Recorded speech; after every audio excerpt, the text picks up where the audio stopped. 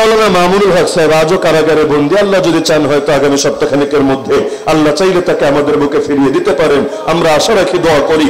তো মনে করেন আল্লাহর বান্দা যখন কারাগারে ঢুকেছে তখন থেকে আজও পর্যন্ত 27 এপ্রিল 2024 ডেইলি যদি বয়ান করতে, একটা না 3টা করেও মাহফিল করতো, আমি 100% কনফিডেন্স নিয়ে বলছি এতে তার জনপ্রিয়তা যত বাড়তো, মানুষের দিলে মহব্বত যত তৈরি হতো, তার চাইতে কয়েকশো গুণ বেশি তৈরি হয়ে আছে। কারণ মহব্বত দেন কে? মূলত টাকা কারো মহব্বত আনতে পারে না, ক্ষমতা মহব্বত আনতে পারে না, মুখের বাণী অথবা গায়ের বল মহব্বত আনতে পারে না।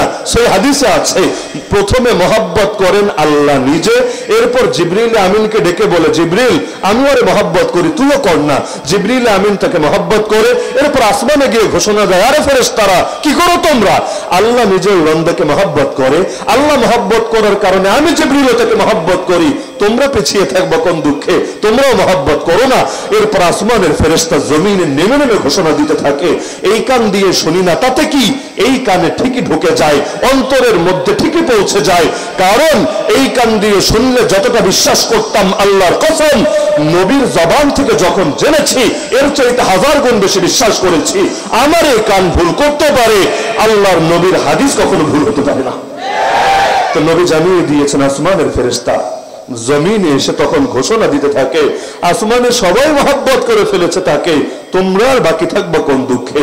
সুম্মা ইউদাউ লাহুল কাবুলু ফিল আরদ, নবীর ভাষ্য, তখন পৃথিবীতে তার জনপ্রিয়তা, তার গ্রহণযোগ্যতা তৈরি হয়ে যায়। তাহলে জনপ্রিয়তা দেন কে? গ্রহণযোগ্যতা দেন কে? মানুষের দিলে মহব্বত ঢেলে দেন কে? আর একটাবার চিন্তা করেন, ইমাম আবু হানিফা নামটা শোনে নাই এরকম লোক গোটা বাংলাদেশ কেন গোটা দুনিয়ায় মুসলমানদের মধ্যে একজন খুঁজে পাবেন? কিন্তু ইমাম আবু হানিফাকে জেলে ঢুকিয়ে খাবারে বিষ মিশিয়ে মেরেছিল যে শাসক, তার নামটা পারলে একজন দাঁড়িয়ে বলেন?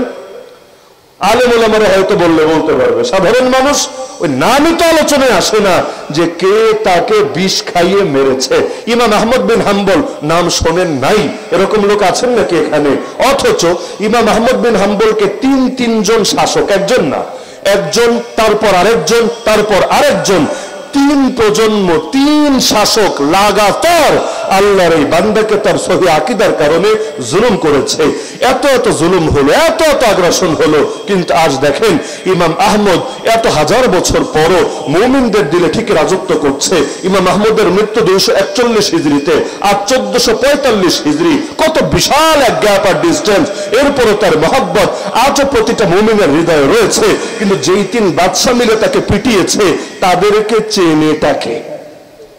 তো মহব্বত দেন কে? আরে মহব্বত দেন কে?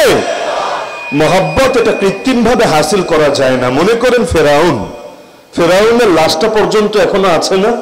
কখনো মিশরে গেলে দেখে আসেন আপনারা, ও লাশটাই বাকি আছে, কোনো মূর্তি না, কোনো ভাস্কর্য না, যে ইট সিমেন্ট দিয়ে পিছনে একটা লাঠি অথবা একটা রড ঢুকিয়ে দিয়ে দাঁড় করিয়ে রেখেছে, এরকম না, একেবারে খাঁটি শরীরটাই, যদিও গোস্ত নাই, লেকিন হাড্ডি গুড্ডি তো আছে।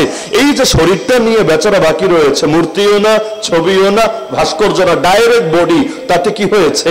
প্রত্যেকের দিলে তো তার মহব্বত আছে, তাই না? আছে নাকি আপনাদের দিলে মহব্বত?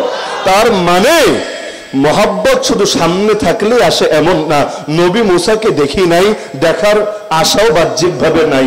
নবী মুসার ছবিও জানি না, নবী মুসার নাক কেমন, চোখ কেমন, কান কেমন, দাঁত কেমন, চুল কেমন, এগুলো হাদিসের ভান্ডার খুঁজে আমাকে বের করে এনে বিস্তারিত ভাবে দেখাতে পারবেন না। তাতে কি?